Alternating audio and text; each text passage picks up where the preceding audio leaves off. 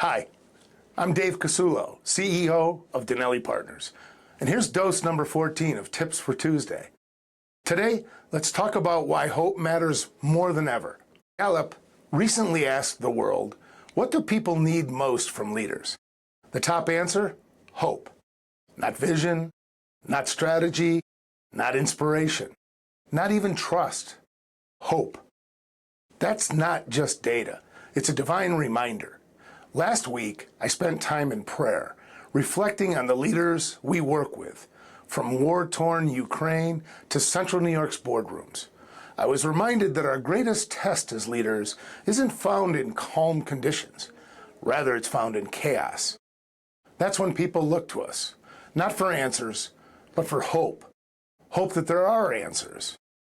Let's talk about 4 ways to lead with hope, drawn from my journey leading the high-energy culture and Daneli's work with courageous leaders everywhere.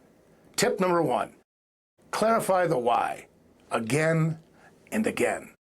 Hope doesn't start with what, we start with why. When people forget the purpose, they lose the fuel to keep going. In every Daneli session, whether with high schoolers or executives, we start with purpose, because the clarity of purpose is energy's ignition switch.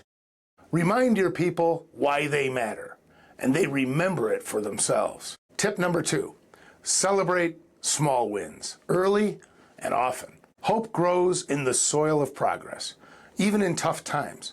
People need to know something is working. At our 10 operating companies, we ask leaders to recognize wins weekly, even tiny ones. The impact on morale and momentum, it's real.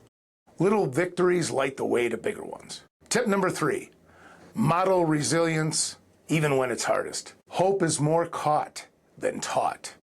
People believe in possibility when they see you keep going, especially when it's tough. In Ukraine, some leaders joined our webinar from shelters. They stayed present, they asked questions, and that's just not resilience. It's radiant hope.